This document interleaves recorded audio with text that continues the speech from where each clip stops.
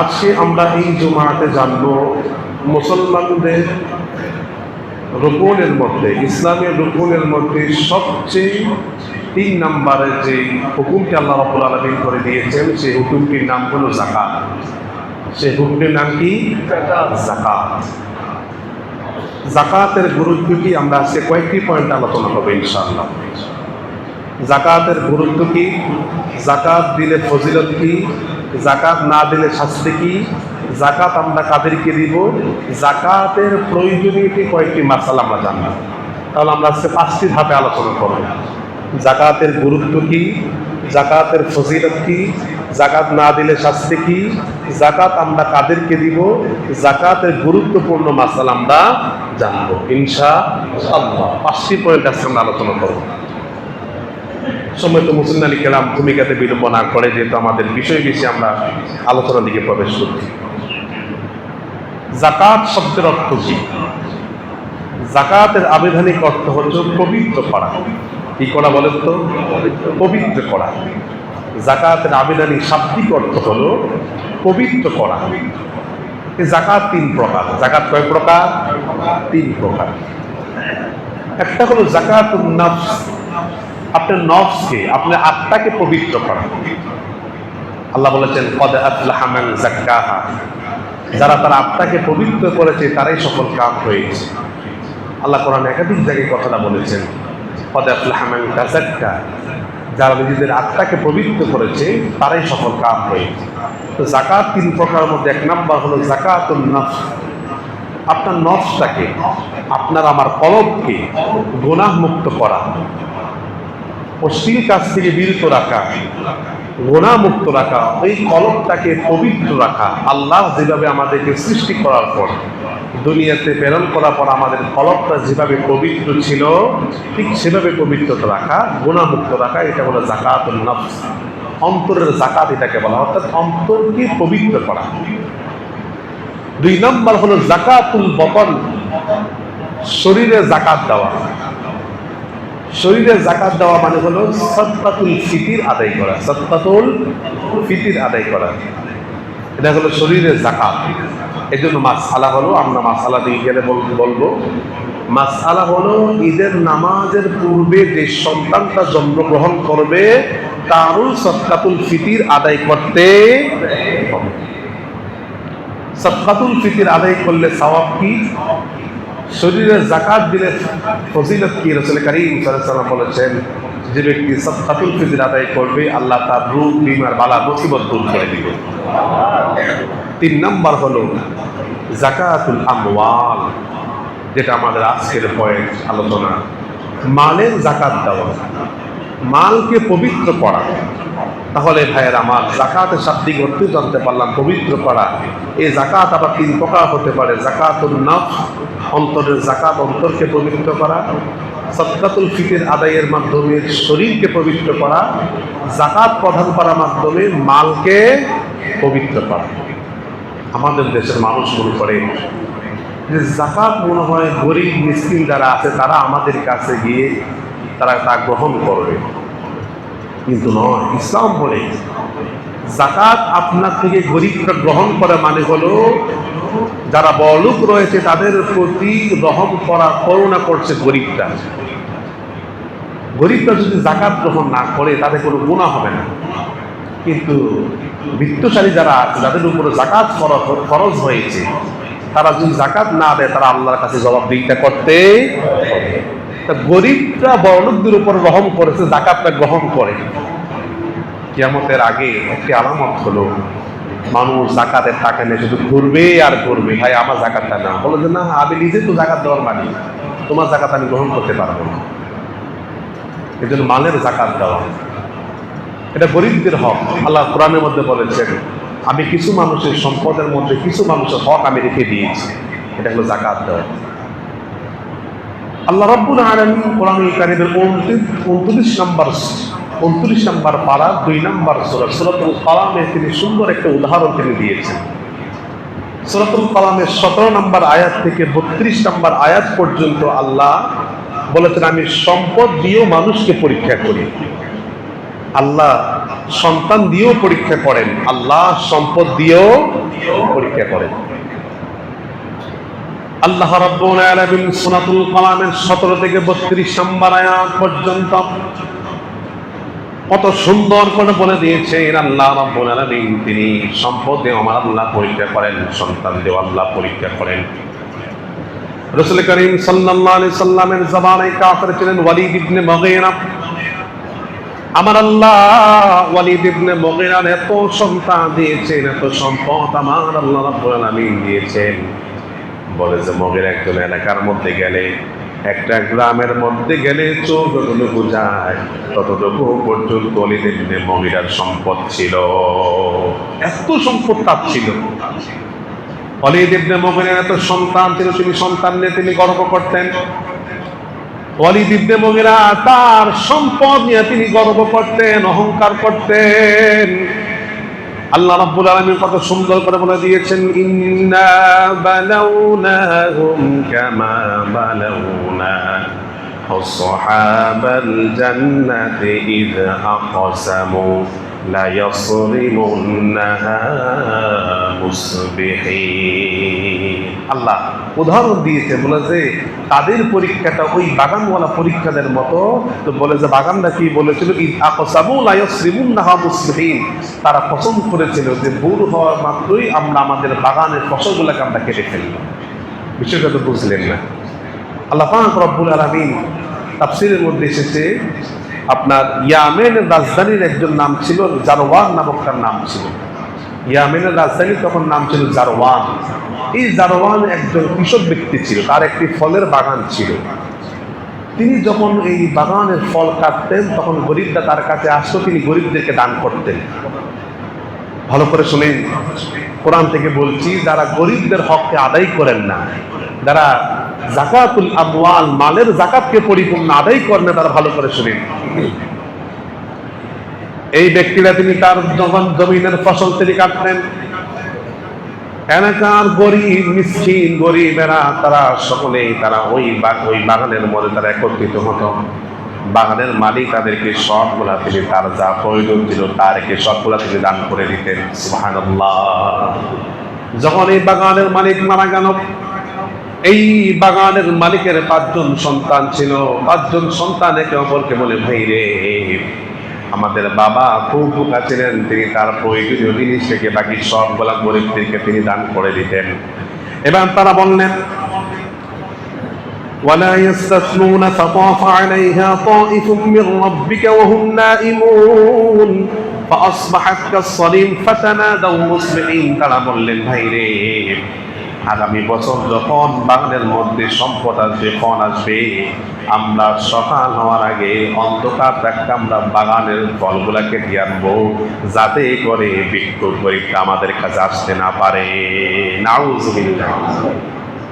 আল্লাহ রাব্বুল আলামিন বলছেন, ফাতাফা আলাইহা তাইফুম মির রাব্বিকা ওয়া হুম নাইমুন।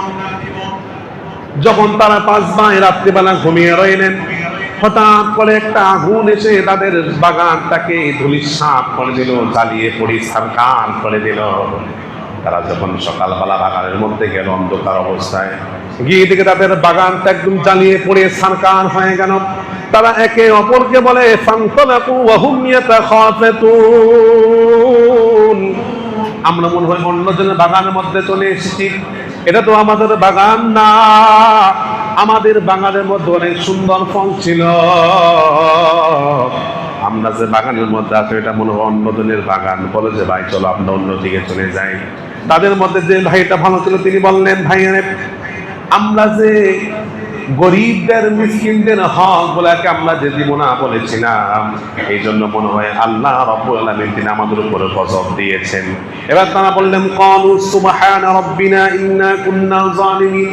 তারা বলেন, আল্লাহ তাআলা আপনার পবিত্রতা আমরা ঘোষণা করছি, আমরা নিজেরা নিজেদের উপরে জুলুম করে অত্যাচার করেছি। আমরা গরিবদের মালকে আমরা দেব না বলে আমরা ওয়াদা করেছিলাম, আমরা কসম করেছিলাম। আল্লাহ রাব্বুল আলামিন বলছেন, কাযালিকাল আযাবু ওয়া আযাবুল আখিরাতি আকবার। এরে মানুষেরা তোমরা শুনো, তোমরা গরিবদেরকে তোমরা দান করবা না, তোমরা মালের যাকাত আদায় করবা না। দুনিয়ার মধ্যে তোমাদের সম্পদগুলোকে আমি আল্লাহ ধনীসার যেভাবে করে দিলাম, ওয়ালা আযাবুল আখিরাতি আকবার, পরকাল জীবনে আখিরাতের জীবনে তার চাইতে বড় আযাব তোমাদের জন্য রয়েছে। নাউযুবিল্লাহ। এজন্য আমার ভাইয়েরা, যাকাতুল আমওয়াল, সম্পদের যাকাত আমাদেরকে দিতে হবে। গরিবদেরকে, গরিবদের হক আল্লাহ কোরআনে বলেছেন, কিছু মানুষের সম্পদের মধ্যে কিছু মানুষের হক আমি রেখে দিয়েছি, গরিবদেরকে আমাদেরকে যাকাত দিতে হবে। এই যাকাতের গুরুত্ব কত রয়েছে শুনেন। সহিহুল বুখারী শরীফের 8 নম্বর হাদিস, আল্লাহর হাবিব বলেছেন, ক্বালান নবী সাল্লাল্লাহু আলাইহি ওয়াসাল্লাম, বুনিয়াল ইসলামু দীনা আলা খামস, শাহাদাতু আন লা ইলাহা ইল্লাল্লাহ ওয়া আন্না মুহাম্মাদান আবদুহু ওয়া রাসূলুহু ওয়া ইকামিস সালাহ ওয়া ইতাইজ যাকাত ওয়াল হজ্জ ওয়াস সাওমি রমাদান।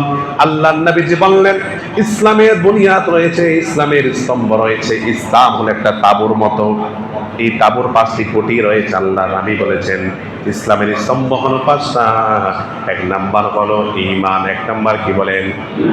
1 নাম্বার কি? 2 নাম্বার হলো নামাজ। 2 নাম্বার কি? 3 নাম্বার হলো যাকাত। 3 নাম্বার হলো যাকাত। 4 নাম্বার হলো হজ। 5 নাম্বার হলো সাওমি রমাদান। কিন্তু আমাদের দেশের মধ্যে মানুষেরা দেখবেন কি বলে যে ভাই ইসলামের স্তম্ভ কয়টি? বলে যে কালিমা, নামাজ, রোজা, হজ, যাকাত। ঠিক কিনা বলেন? ইসলাম যেটাকে 3 নাম্বার বলেছে, ঠেলতে ঠেলতে সেটাকে মুসলমানেরা 5 নাম্বারে নিয়ে গেছে। ঠিক কিনা বলেন? কিন্তু আমার ভাইয়েরা, বন্ধুরা আমার, আল্লাহ রাব্বুল আলামিন কোরআন কারীমের মধ্যে প্রায় 82 জায়গায় নামাজের কথা বলেছেন। আপনি যদি কোরআন খোলেন, আপনি যদি কোরআন তেলাওয়াত করেন, যদি আপনি কোরআন পড়েন, দেখবেন আমার আল্লাহ রাব্বুল আলামিন যত জায়গায় তিনি নামাজের কথা বলেছেন, আমার আল্লাহ আকিমুস সালাহ ওয়া আতাউজ যাকাত, আমার আল্লাহ যত জায়গায় নামাজের কথা বলেছেন, তারপর পরে আমার আল্লাহ যাকাতের কথা তিনি বলেছেন। সুবহানাল্লাহ। তাহলে আমার ভাইয়েরা, 7 নাম্বার হলো যাকাত, 1 নাম্বার হলো ঈমান, 2 নাম্বার হলো নামাজ, 3 নাম্বার হলো যাকাত। যারা মেয়ার লিস্টে গিয়েছেন দেখবেন যেখানে তাবু টাঙ্গায়, দেখবেন 4 কোণায় 4টা খুঁটি দেয়, দেখবেন তারপরও মাঝখানে একটা খুঁটি দেয় কি দেয় না? মাঝখানে খুঁটি দেওয়া মানে হলো মাঝখানটা হলো ইম্পর্টেন্ট, যদি না দেন আপনার চোখে যাবে নিচের দিকে। সেভাবে যাকাত তখন এমন, যদি বাংলার মুসলমানরা, পৃথিবীর মুসলমানরা যদি যাকাতকে পরিপূর্ণ আদায় করে, তাহলে আমি মনে করি গোটা পৃথিবীর মধ্যে মুসলমানেরা অন্যের কাছে কখনো হাত পাততে হবে না। ঠিক কিনা বলেন? যাকাতকে পরিপূর্ণ আদায় করতে হবে। এই জন্য যাকাতের কত গুরুত্ব আল্লাহ রাব্বুল আলামিন যত জায়গায় নামাজের কথা বলেছেন, তত জায়গায় নামাজের পাশে আমার আল্লাহ যাকাতের কথা বলেছেন। এই যাকাত কিভাবে আদায় করবে? বলে যে এই যাকাত কানেক্ট করা হলো রাষ্ট্রের কাজ। বলে কিসের কাজ? রাষ্ট্রের কাজ। রাষ্ট্রে যেহেতু কাজটা করতে না, সেজন্য আমরা ব্যক্তিগতভাবে আমরা যাকাত দিয়ে দিচ্ছি, কিন্তু যাকাত দেওয়ার মূল নিয়ম হলো রাষ্ট্র তা গ্রহণ করবে এবং রাষ্ট্র তা মানুষদের মাঝে বন্টন করবে। এটা হলো যাকাতের নিয়ম। আল্লাহ রাব্বুল আলামিন কোরআন কারীমের সূরাতুল হজ্জের 41 নম্বর আয়াতে বলে দিয়েছেন, আল্লাযীনা ইম্মাক্কান্নাহুম ফিল আরদি ইয়াকামুস সালাহ ওয়া আতাউজ যাকাত ওয়া আমারু বিল মা'রুফি ওয়া নাহাউ আনিল মুনকার। আল্লাহ রাব্বুল আলামিন যাদেরকে আমি ক্ষমতা দেই, যাদেরকে আমি রাষ্ট্র ক্ষমতায় নিয়ে যাই, তাদের মৌলিক কাজ হলো 4টা। 1 নাম্বার হলো তারা নামাজ কায়েম করবে, 2 নাম্বার তারা যাকাত প্রদান করবে, 3 নাম্বার তারা সৎ কাজে আদেশ করবে, 4 নাম্বার তারা অসৎ কাজের মধ্যে বাধা প্রদান করবে। নামাজ পড়া আর নামাজ কায়েম করা এক জিনিস। এক জুমাতে বলেছিলাম, নামাজ পড়া মানে আপনার ব্যক্তি নামাজ পড়া, নামাজ কায়েম করা মানে হলো আপনার ওয়ার্ড, আপনার ইউনিয়ন, আপনার থানা, আপনার জেলার মধ্যে নামাজ প্রতিষ্ঠা করা। আযানের পরে কোনো দোকান খোলা থাকবে না, এটাকে বলা হয় নামাজ কায়েম করা। যাকাত কায়েম করা মানে কি? শুধু ব্যক্তি যাকাত দিয়ে দিল তার মানে যাকাত আদায় করা নয়। ওয়া আতাউজ যাকাত, আল্লাহ বলেছেন যাকাত আদায় করা মানে হলো রাষ্ট্রের কাজ। হিসেবে ট্যাক্সে দেখবেন আমাদের কাছে ট্যাক্স নেয় কি নেয় না? রাষ্ট্র যেভাবে ট্যাক্স আদায় করে, সেভাবে বিত্তশালীদের কাছ থেকে সেভাবে খুঁজে খুঁজে জাকাত কিভাবে ট্যাক্সের মতো আদায় করবে, যারা জাকাত খাওয়ার মূল হকদার তাদের মাঝে বন্টন করে দিবে। এটা কোনো রাষ্ট্রের কাজ। এটা কিসের কাজ? রাষ্ট্রের কাজ। আলহামদুলিল্লাহ, আমাদের বর্তমানে প্রধানমন্ত্রী তিনি একটু উদ্যোগ নিয়েছেন জাকাত দেওয়ার, আলহামদুলিল্লাহ। এজন্য রাষ্ট্রের কাজ হলো জাকাত তিনি আদায় করবেন এবং মানুষদের মাঝে বন্টন করে দিবেন। আমার ভাইয়েরা, এতক্ষণ পর্যন্ত জাকাতের গুরুত্ব জানলাম। এবার জাকাত দেওয়ার ফজিলত কি? আল্লাহ রাব্বুল আলামিন কোরআন কারীমের মধ্যে সূরাতুর রুমের 39 নম্বর আয়াতে আল্লাহ বলে দিয়েছেন, ওয়া মা আতাইতুম মির রিবান লিয়ারবুয়া ফি আমওয়ালিন নাস। আল্লাহ রাব্বুল আলামিন যাকাতের ফজিলত কত হয়েছে শুনেন। আল্লাহ রাব্বুল আলামিন বলছেন, ও মানুষেরা, তোমরা মনে করো সুদে টাকা লাগালে, জাকাত সুদে টাকা লাগালে যেভাবে মানুষের নজর বৃদ্ধি পেয়ে যায়, কিন্তু সুদে টাকা লাগালে আল্লাহ নজর বৃদ্ধি পায় না। কিন্তু ওয়ামা আতাইতুম মিন যাকাতিন তুরিদুনা ওয়াজহাল্লাহ, আর যারা যাকাত দেয় তাদের নজরে কমে কিন্তু আল্লাহর নজরে বেড়ে যায়। সুবহানাল্লাহ। আল্লাহ বলেন, বান্দারে সুদে টাকা লাগাইলে তোমাদের নজরে দেখো টাকা বাড়তেছে, আর জাকাত দিলে মনে হয় কমতেছে। আল্লাহ বলে, বান্দা সুদে টাকা লাগালে আমার নজরে কমে, আর জাকাত দিলে আমি আল্লাহর নজরে বৃদ্ধি পেয়ে যাই। সুবহানাল্লাহ। আমার ভাইয়েরা, বন্ধুরা আমার, জাকাত দিলে আপনার সম্পদের কি ফজিলত হবে, আপনার সম্পদ কিভাবে বর্ধন হবে?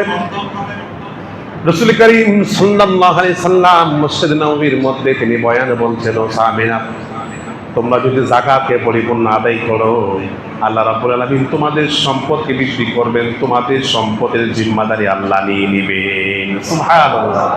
একজন ইহুদি মহিলা তিনি রাস্তা দিয়ে যাচ্ছেন মসজিদের সামনে দিয়ে, তিনি রাসূলের কথাটা তার কানের মধ্যে আসলো যে যাকাত দিলে, সম্পদের 2.5% যাকাত দিলে আল্লাহ মালেরও হেফাজত করবেন, আল্লাহ সম্পদ বৃদ্ধি করবেন।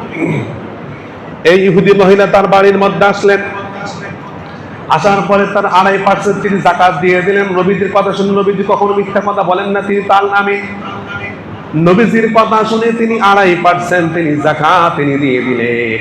তার একটা ব্যবসায়ী কাফেলা সিরিয়ার মধ্যে গেল, তিনি প্রতিমধ্যে খবর শুনলেন কয়েকদিন পরে যে ডাকাত পাকড়াও পড়েছে।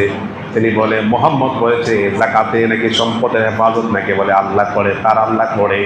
যদি আমার সম্পদগুলো যদি ডাকাতে লুণ্ঠন করে নিয়ে যায়, আমি মুহাম্মদের কলারে গিয়ে ধরবো, চিল্লায় বলি নাউজুবিল্লাহ। এই মহিলা, তিনি ইহুদি মহিলা, কাফেলা সিরিয়া থেকে যখন মদিনার মধ্যে আগমন করলেন, তিনি বললেন, ও কাফেলার মানুষেরা, আমি শুনলাম প্রতিমধ্যে নাকি তোমাদেরকে ডাকাতের পাকড়াও করেছিল, তোমরা কি ডাকাতের পাকড়াওর মধ্যে পড়ো নাই? তখন কাফেলার মালিকটা বলে, ম্যাডাম, আমাদের সামনে যে মরু জাহাজ, যেটাকে উটকে বলা হয় মরু জাহাজ, বলে যে আমাদের 100টা উট ছিল, 100টা উটের মধ্যে সবচেয়ে প্রধান যে উটটা ছিল, কিছুক্ষণ যাওয়ার পরে মরুভূমির মধ্যে তার সামনে 2টা পা মরুভূমির মধ্যে ঢুকে গেছে। তাকে অনুসরণ করে বাকি 99টা উট শিকারে বসে গিয়েছে। কিছুক্ষণের পরে হঠাৎ করে আস্তে আস্তে প্রধান উটটা উঠতে লাগলো। ওটা শুরু করে যখন চলা শুরু করলো, এতক্ষণ সময়ের মধ্যে ডাকাতটা ডাকাতি করে চলে গিয়েছে। ডাকাতের কবল থেকে আমরা হেফাজতে মদিনার মধ্যে আগমন করেছি। মহিলাটা বলে, মদিনার মানুষ শোনো, মুহাম্মদ যে কথাটা বলেছে, যাকাত দিলে সম্পদ বৃদ্ধি পায়, যাকাত দিলে আল্লাহ সম্পদের হেফাজত করে, এটা আমি মহিলার মধ্যে দৃঢ় বিশ্বাস হয়ে গেল। সুবহানাল্লাহ।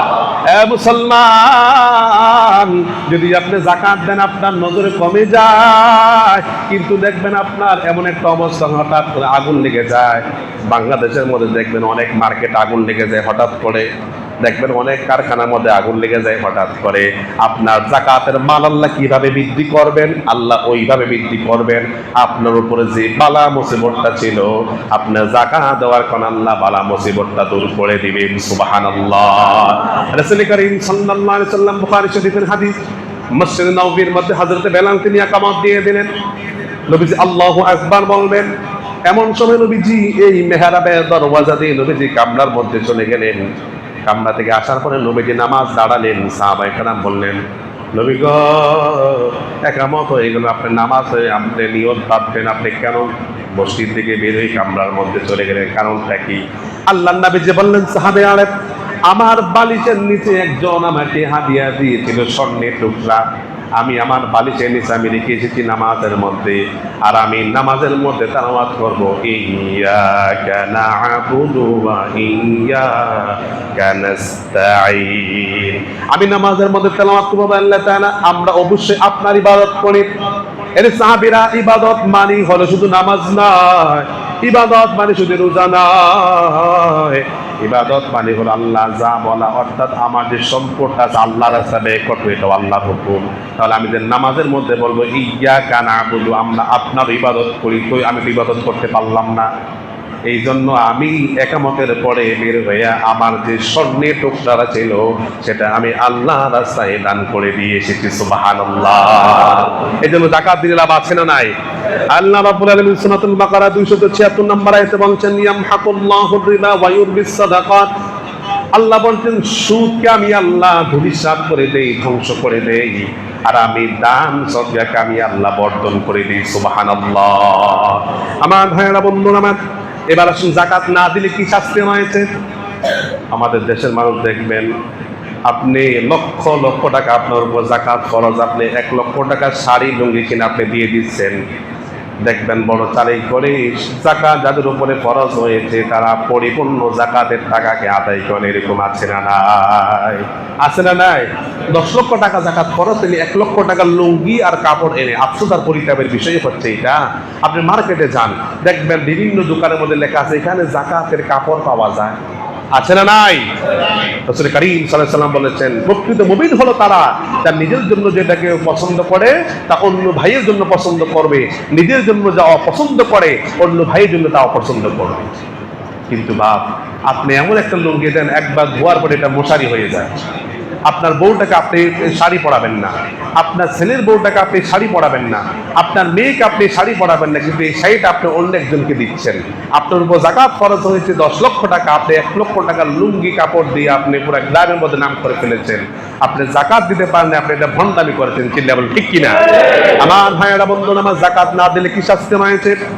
আল্লাহ রাব্বুল আলামিন সূরাতুত তাওবা 34 এবং 35 নম্বর আয়াতে কত সুন্দর করে বলছেন, ওয়াল্লাযীনা ইয়াকনিজুনা আয-যাহাবা ওয়াল ফিদ্দাতা ওয়া লা ইউনফিকুনাহা ফি সাবিলিল্লাহ ফাবাশশিরহুম বিআযাবিন আলীম। আল্লাহ রাব্বুল আলামিন আজ থেকে 5000 বছর আগে বলে দিয়েছেন, ওয়াল্লাযীনা ইয়াকনিজুনা আয-যাহাবা ওয়াল ফিদ্দাতা, যারা নিজেদের কাছে স্বর্ণ এবং রূপা জমা করে রাখে কিন্তু ওয়ালা ইউনফিকুনাহা ফি সাবিলিল্লাহ, তারা আল্লাহর রাস্তায় তারা খরচ করে না, তাদের সম্পদগুলোকে নিজেদের কাছে তারা জমা করে রাখে। ফাবাশশিরহুম বিআযাবিন আলীম, নবীজি তাদেরকে যন্ত্রণাদায়ক আযাবের সুসংবাদ আপনি তাদেরকে দিয়ে দেন। নাউযুবিল্লাহ। এরপরে আল্লাহ বলছেন, ইয়াউমা ইউহমা আলাইহা ফি নারি জাহান্নামা ফাতুকওয়া বিহা জিবাহুহুম ওয়া জুনুবুহুম ওয়া যুহুরুহুম। কঠিন কিয়ামতের ময়দানে যারা যাকাত দিচ্ছেন না, আল্লাহ রাব্বুল আলামিন আপনার আমার সম্পদগুলোকে, যে টাকার উপর যাকাত খরচ হয়েছে ওই টাকাগুলাকে, ওই সম্পদগুলাকে আল্লাহ বলছেন, ইয়াউমা ইউহমা আলাইহা ফি নারি জাহান্নাম। দেখবেন যারা স্বর্ণ বানায়, দেখবেন কামাররা, তারা স্বর্ণগুলাকে আগুন দিয়ে গলে ফেলে। আল্লাহ বলছেন ফাতুকু, আল্লাহ বলছেন আলাইহা ফি নারি জাহান্নাম, আমি তোমাদের সম্পদগুলাকে জাহান্নামের আগুন দিয়ে জ্বালিয়ে পড়িয়ে করব। আমি সরকার করা পরে ফাতুকুয়া বিয়া জিবাহুহুম, বান্দারে আমি এই জ্বালিয়ে পড়ে সরকার করার পরে আমি আল্লাহ তাআলা ওইটাকে তোমার কপালের মধ্যে সেক দিব। ওয়া জুনুবুহুম, তোমার পাদরের মধ্যে আমি আল্লাহ সেক দিব। ওয়া যুহুরুহুম, তোমার পেটের মধ্যে আমি আল্লাহ রাব্বুল আলামিন সেক দেব। তাহলে আমার ভাইয়েরা, বন্ধুরা আমার, হাযা মা কানাসতুম লিআনফুসিকুম ফাযুকু মা কুনতুম তাকনিজুন। ফেরেশতারা যখন আপনার এই সম্পদগুলো দিয়ে আপনার কপালে, আপনার পিঠে, আপনার পাদর যখন সেক দেবে আর বলবে, বান্দারে দুনিয়া থাকতে তুই যাকাত দাও না, এই যাকাতের সম্পদগুলো হলো এইগুলা। চিল্লে বলি নাউযুবিল্লাহ। হাসরের ময়দানে নবীজি বলেন, যদি কোনো মানুষ যাকাত আদায় না করে, এই যাকাতের সম্পদগুলা সাপ হয়ে আপনার আমার শরীরের মধ্যে দংশন করবে। নাউযুবিল্লাহ। এজন্য আমার ভাইয়েরা, বন্ধুরা আমার, যাকাত আমাদেরকে দিতে হবে। হযরত মূসা কালিমুল্লাহ চাচাতো ভাই কারুন ছিলেন। কারুন বলে, মূসা ফেরাউন আমাদের উপরে খুব অত্যাচার করে। আল্লাহ কোরআনের মধ্যে সব বলে দিয়েছে, সময় কম, আয়াত করে আমি তর্জমা করতেও পারছি না, সময় আমার কম। কারণ বললেন, মুসা, ফেরাউন আমাদের উপর অত্যাচার করে, তুমি তোমার আল্লাহর কাছে দোয়া করো, আল্লাহ যেন আমার অঢাল সম্পদ দান করে, আমি এই সম্পদ দিয়ে গরিব মিসকিনদেরকে দান করব। হযরত মূসা কালিমুল্লাহ দোয়া করলেন, আয় আল্লাহ তাআলা, আমার চাচাতো ভাই কারুনকে আপনি সম্পদ দেন। কিতাবের মধ্যে আছে, কোরআনের মধ্যে আছে, আল্লাহ রাব্বুল আলামিন বলেছেন কারণকে আল্লাহ এত পরিমাণ সম্পদ দিয়েছেন, বলে যে কারণের গুদামের যে চাবিগুলা ছিল, এই তালার চাবিগুলা 40টা উটটা বহন করত। সুবহানাল্লাহ। বর্তমানে 40টা ট্রাক, এক একটা উট এক একটা ট্রাকের সমান তারা মাল বহন করতে পারে। আল্লাহ বলেছেন 40টা উট এই কারণের গুদাম করে চাবিগুলো বহন করতে। সম্পদ কম না বেশি? কম না বেশি? কয়েক বছর পরে মূসা কালিমুল্লাহ বলে, কারণ তোমার যে কথা সে কথা তুমি রাখো।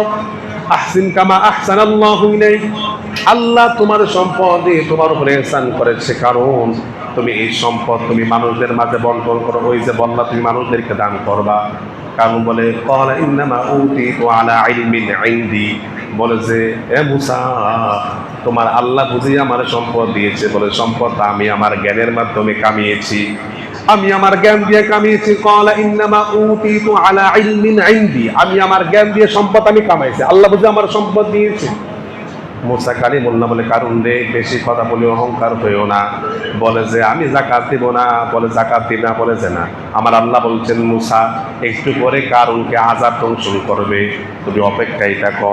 আমার আল্লাহ কোরআনের মধ্যে বলেছেন কারুনের যতগুলা কারখানা ছিল, একটা ভূমিকম্পে সে কারণের সবগুলা সম্পদ মাটির মধ্যে ধসে গেল। কারণ যখন মাটির মধ্যে ধসতে লাগলো, হাঁটু সমান গেল, মনে করলো যে আমি উঠে যাব। যখন বুক পর্যন্ত গেল, মনে হয় উঠে যাব। যখন গলা পর্যন্ত গেল, বলে মূসা বলো তোমার আল্লাহর কাছে যাকাত কতটুকু প্রয়োজন, আমি সব যাকাত দিয়ে দেবো, তারপরে তুমি আমারে বাঁচায়। মূসা ডাক দিয়ে বলে, কারণ সময় তোমার শেষ, যত কান্নাকাটি করো তোমার আল্লাহ কবুল করবে না। এই জন্য যাকাত দেওয়া দরকার আছে না নাই? আছে না নাই? আল্লাহর হাবিব বলেছেন, ইবনে মাজাহ শরীফের 4019 নম্বর হাদিস, আল্লাহ হাবিব বলেছেন আল্লাহ রাব্বুল আলামিন গোটা পৃথিবীতে 5টি গুনার কারণে তিনি আযাব দেন। 5টি গুনার মধ্যে 3 নাম্বার যে গুনাহটা হলো ওয়ালাম ইয়ামনাউ যাকাত আমওয়ালিহিম। আল্লাহর নবী ইবনে মাজাহ শরীফের হাদিসের মধ্যে বলছেন ওয়ালাম ইয়ামনাউ যাকাত আমওয়ালিহিম, যে জনপদের মানুষেরা, যে রাষ্ট্রের মানুষেরা, যেই গ্রামের মানুষেরা তারা পরিপূর্ণ যাকাত আদায় করবে না, যাকাত আদায় না করার কারণে আসমান থেকে আমার আল্লাহ বৃষ্টি বর্ষণকে বন্ধ করে দিবে। এজন্য দেখা যায় আমার এই দেশের মধ্যে গত কয়েক বছর আগে বৃষ্টির জন্য নামাজ পড়েছে কিনা, পড়ছে কিনা বলেন? আমার বাইরে সাহাবায়ে কেরাম বলি, ইয়া রাসূলুল্লাহ, আমরা তো দেখি মানুষ যাকাত দেয় না, তারপরে বৃষ্টি হয়। আল্লাহ হাবিব বলছেন লাউলাল বাহাইম, সাহাবীরা রে, তোমাদের জন্য আল্লাহ বৃষ্টি দেয় না, পশু পাখি যে আছে তাদের জন্য আল্লাহ আকাশ থেকে বৃষ্টি বর্ষণ করে। তাহলে আমার ভাইরা, এতক্ষণ পর্যন্ত আমরা জানতে পারলাম যাকাত দেওয়া দরকার আছে না নাই? যাকাত না দিলে শাস্তি আছে না নাই? এই জন্য যাকাত আমাদের পরিপূর্ণ দিতে হবে। আসুন, যাকাত আমরা কাদেরকে দিব? যাকাত আমরা কাদেরকে দিব? এই যাকাত আমরা কাদেরকে দেওয়ার পরে আমরা মাসআলা দেখে যাবো ইনশাআল্লাহ। যাকাত দেওয়া যাবে 8 শ্রেণীর মানুষদেরকে। চিল্লা বলুন, কয় শ্রেণীর মানুষ? 8 শ্রেণী। 1 নাম্বার, ইন্নামাস সাদাকাতু লিল, এই মাসআলাগুলা যতগুলো মাসআলা বলবো সংক্ষিপ্ত আকারে, একটু মনোযোগ সহকারে শুনবেন, মোবাইল থেকে রেকর্ড করে নেবেন। যাকাত দিতে পারবেন 8 শ্রেণীর মানুষদেরকে। 1 নাম্বার, ইন্নামাস সাদাকাতু লিল ফুকারা'i, 1 নাম্বার ফকির যারা আছে। কোরআনের ভাষায় ফকির কারা? কোরআনের ভাষায় ফকিরগুলো যাদের উপরে যাকাত ফরজ হয় নাই তাদেরকে আপনি যাকাত দিতে পারবেন। যারা যাকাত, যাদের উপরে যাকাত ফরজ হয় নাই তাদেরকে ফকির বলা হয়, তাদেরকে আপনি যাকাত দিতে পারবেন। 2 নাম্বার, ওয়াল মাসাকিন, যারা মিসকিন রয়েছে, গরিব মিসকিন আছেন আমাদের সমাজে, তাদেরকে আপনি যাকাত দিতে পারবেন। 3 নাম্বার, ওয়াল আমিলিনা আলাইহা, এই যে বললাম যাকাত এগুলো আদায় করা হলো রাষ্ট্রের কাজ। এজন্য আল্লাহ বলছেন ওয়াল আমিলিনা আলাইহা, রাষ্ট্রের মধ্যে ট্যাক্স নেওয়ার জন্য কিছু লোক আছে না নাই? আল্লাহ বলছেন যাকাতের টাকা হিসাবে আদায় করার জন্য যত লোক আছে তাদেরকে পারিশ্রমিকভাবে ওই যাকাতের টাকা তাদেরকে বেতন দেওয়া যাবে, সমস্যা নেই। ওয়াল মুআল্লাফাতি কুলুবুহুম, কোন বিধর্মীকে ইসলামের প্রতি আকৃষ্ট করার জন্য আপনি যাকাতের টাকা দিতে পারবেন, কোনো সমস্যা নেই। ওয়া ফির রিকাব, কোন দাসকে মুক্তি করার জন্য আপনি তাকে যাকাতের টাকা দিতে পারবেন। যেমন সে একজন দাসী রয়েছে, তার মালিক বলে যদি তুমি আমাকে 1 লক্ষ টাকা দাও, তার বিনিময়ে সে তুমি আজাদ, আপনি তাকে 1 লক্ষ টাকা দিলেন, তাকে আপনি আজাদ করে নিন, এটা জায়েজ রয়েছে। ওয়াল গারিমিনা, তারপরে হলো আপনার কোনো ব্যক্তি ঋণগ্রস্ত, অঢাল তার ঋণ, আপনি তাকে যাকাতের টাকা দিতে পারবেন, সেই টাকা দিয়ে ঋণ পরিশোধ করতে পারবে। ওয়াফি সাবিলিল্লাহ, যারা আল্লাহর রাস্তায় আপনি দিতে পারবেন, যারা আল্লাহর রাস্তায় জিহাদ থেকে আপনি দিতে পারবেন। ওয়াবিনিস সাবিল, 8 নাম্বার হলো যারা মুসাফির, অর্থাৎ একটা লোক তিনি যশোর থেকে চট্টগ্রামে আসলো, ঘটনাক্রমে পকেট মেরেছে, তার সবগুলো টাকা নিয়ে নিল, সে এবার নিঃস্ব হয়ে গেল, কিন্তু সে কিন্তু যাকাত দেওয়ার উপযুক্ত, কিন্তু তার কাছে এখন কোনো টাকা নাই, সে মুসাফির, আপনি তখন তাকে যাকাতের টাকা আপনি দিতে পারবেন। তাহলে যাকাত দিতে পারবো আমরা কয় শ্রেণীর মানুষদেরকে? 8 শ্রেণীর মানুষ।